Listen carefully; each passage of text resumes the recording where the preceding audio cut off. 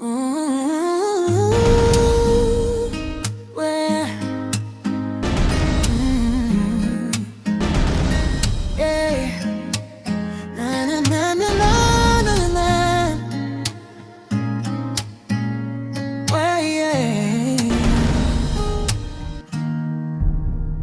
fought with Joseph.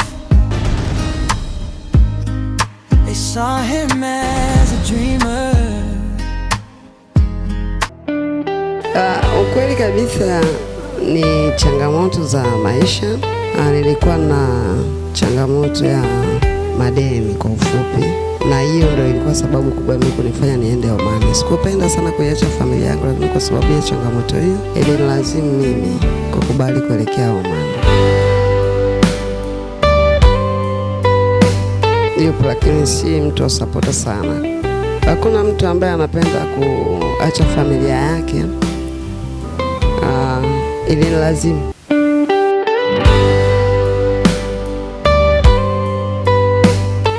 Changamoto ambayo nilipata kule ya mwanzo kabisa ni kukutana na hali ya joto kali kupita tofauti na huko kwetu Tanzania.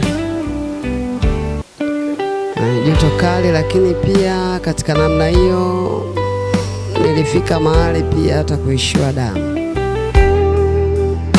Kwa upande wa joto nililiona tangu wakati nilikuwa nimeshuka uwanja wa ndege, lakini nilipokuja kufika nyumbani, nyumba zao asilimia kubwa nyingi zina AC. Kwa hiyo ile hali ilishia hapo, ila hali pia ya mwili kwa kutokuwa vizuri, maana unasikia kizunguzungu, mwili hauwi vizuri, ndio nikanika upungufu wa damu. Lakini nilipelekwa hospitalini na bosi wangu, nikahudumiwa, nikapata dawa, nikakaa vizuri.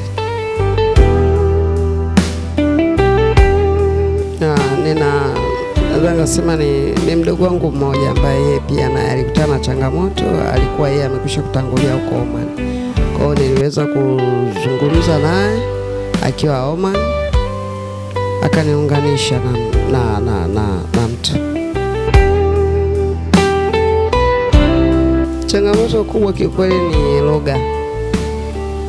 Wale watu wanaongea Kiarabu na Kiingereza, hawajui Kiswahili. Na mimi naongea Kiswahili, naongea Kiingereza, lakini sio kile cha ndani sana. Kwa hiyo ilikuwa inanipa changamoto, kwa sababu nakuta wao wanaongea Kiarabu, wanataka wakati mwingine wananichanganyia na Kiingereza. Kwa muda mfupi kwa kiwa nilikuwa napata changamoto kwa sababu ya lugha yao.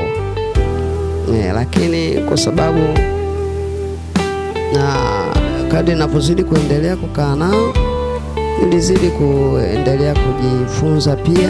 Tulikuwa tunaelewana, hata kama kwa vitendo tunaongea kwa ishara, lakini tulikuwa tunaelewana kiukweli. Na ilifika mahali hata lugha ya kwao pia nikaanza kuelewa kwa muda mchache, lakini nilianza kuelewa. Wana ujamaa tena mkubwa sana. Ukimchokoza Mwarabu mmoja ni kama umechokoza ukoo wake. Na hata kama wanajua kwamba wewe ni umetendewa sio haki, lakini kwa sababu yule ni wa kwao, wanamsaidia yule wa kwao, wewe wanakuacha kabisa, hata kama wanaona hauna haki. Lakini wanatamani kusaidia, lakini hawezi kusaidia, kwa sababu wasipomsaidia yule aliyokuwa wa kwao, maana yake wao wenyewe kwa wenyewe wanaweza ikawa vita kwao. Kwa hiyo lazima wawe upande wa yule aliyokuwa wa kwao. Na kiukweli kwenye upande wa ukarimu wako vizuri, semi vibaya, wako vizuri. Kwa sababu mimi jinsi ambavyo walinichukua na kunipokea vizuri. Nilipofika kwa mara ya kwanza tu, sasa mimi nienda kwenye kwa sina simu kubwa sikuwepo nayo, lakini nilikuwa na ramani tu. Na nilipofika pale, nimeshuka uwanja wa ndege airport, nimekaa nimemsubiri mpaka bosi amekuja. Bosi alipofika alinionyesha picha yangu kwenye simu yake ya vile jinsi ambavyo nimevaa. Nikagundua kuwa huyu ndiye bosi wangu, na tuliondoka kwa mundo, na aliniuliza baadhi ya maswali kama jina, nikamwelekeza, nikamtajia jina langu. Baada ya hapo tuliondoka. Tulipofika nyumbani hatukukaa sana. Pasipoti yangu Wakisha kuchukua tu uwanja wa ndege, wao wanachukua kila kitu, yani passport wanabaki nayo wao. Kwa hata nilipofika tu nyumbani pale, hawakukaa sana na mimi, wakanichukua moja kwa moja tena wakanipeleka tena hospitali kwa ajili ya vipimo, check up ile ya mwili mzima.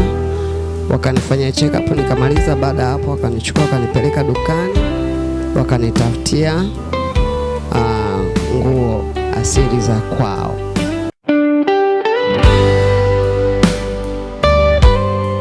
Mimi nafikiri ni ile hofu alionayo kwamba huenda pengine ukakutana na changamoto ukashindwa kustahimili zile changamoto na ukaweza kutoroka kwa fikra zao, na ndio maana wanaona ni bora kwamba wakikuchukua au wakikuajiri, basi vitu vyako kama passport wakae navyo wao wenyewe, ili kwa kujilinda ni kiusalama wao zaidi.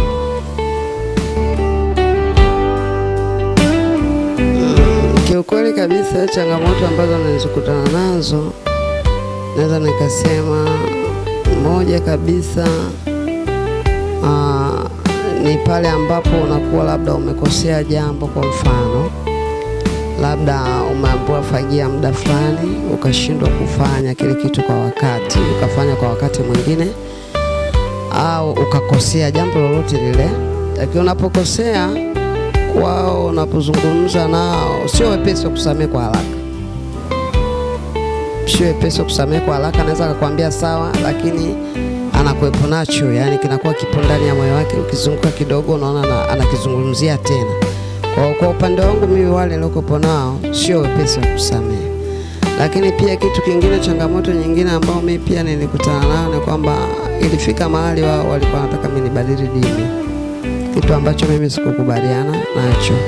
Lakini pia kitu kingine, kwa sababu ya mimi kukataa kwangu kubadili dini, nilikutana na changamoto ya kuchukuliwa na kupewa kama adhabu ya kupelekwa baharini kuanzia asubuhi ya alfajiri ya saa 11 mpaka saa 3 usiku. Na baharini huko walialika watu, ni kama vile ambavyo unaalika watu kwa ajili ya harusi waje. Ndivyo ambavyo mimi nilifanywa nikiwa Oman. Baada ya hapo walifanya vitu vyao wakati nikiwa Oman, nikiwa baharini. Nilikaa mpaka usiku wa saa 3, akanirudisha nyumbani.